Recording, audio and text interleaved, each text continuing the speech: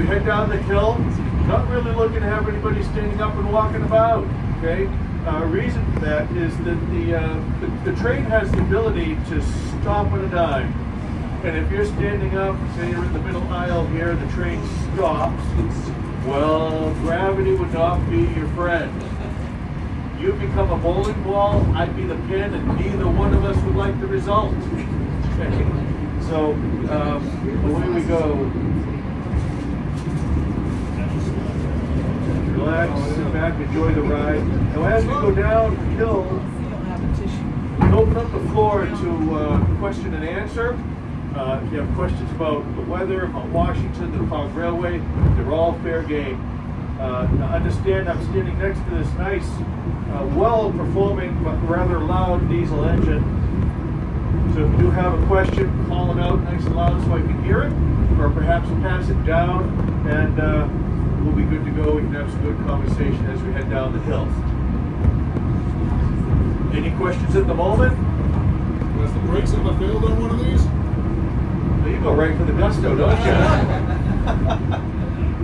I don't know. Not on my watch. Not so far. Not so far. Yeah. I mean, there's a whole host of answers there. You know, people say, "Gee, Scott, how do the brakes work here?" Adequately. You know, good enough. Really, honestly, we've got.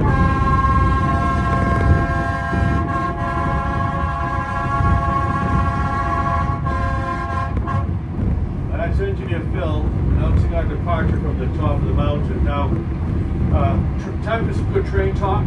Okay, you open the door. So, the coach and the locomotive are independent. There's multiple braking systems on this. There's multiple braking systems on the locomotive. Now, when you think of trains around the country, like subway systems, passenger trains, and whatnot, you know how they're all coupled together like so? Yeah, we are not. We're not coupled to the engine.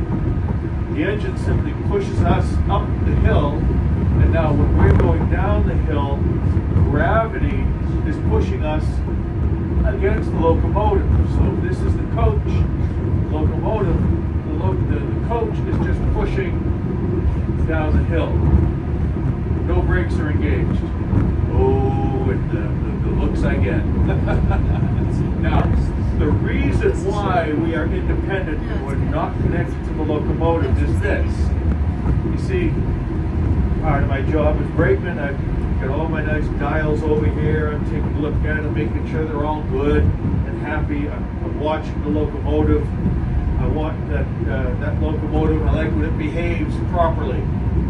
Now, a well-behaved locomotive, in my book, we're going down the hill the same speed as when we came up, which is about 5 miles an hour. Okay? So if we started to go down the hill faster, say, and I bet there's nobody on board that really wants to go any faster than what we're going right now, right? Please say right. Yeah. Now let's just say if we started to go, well, what I would do is I would hit my brakes, I would stop the coach, and then I'd wave bye-bye to the engine as he goes careening down the mountain without us. Okay? Good deal for us. Maybe not so good for Phil. But that's why we're not connected. So I wouldn't want that 15-ton pulling me down the hill at a great rate of speed. So I just hit the brakes, we stop, we're all good to go.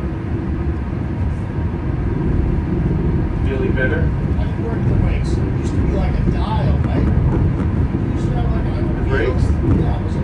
Yeah, well, way in the old days. Now we do have other coaches with that you might see two big wheels here, and they are done by hand. This is an air coach. Our brakes are air brakes. As we do have air suspension here, just like the Cadillac of coaches here at the Fog Railway. Yep. So the brakes on this are either on or off. So the brakes, the coaches with the two hand brakes, we can drive them down the hill. by adjusting the amount of tension. And it's been done. But this one, this is on or off. There's some good train talk there. Okay. More questions, what do you got? When's the, not the diesel, but the other engine run? Steamers? Yeah. Do you run on coal still? Pardon me? Does it still run on coal? Yeah, let me explain about the locomotives we have here at the COG. We have 2 steam engines, both of them built in Manchester, New Hampshire, and one of them was built in 1908, the other one in 1875. And they'll start, actually one of them is out testing just this afternoon. We're getting ready to put them into service.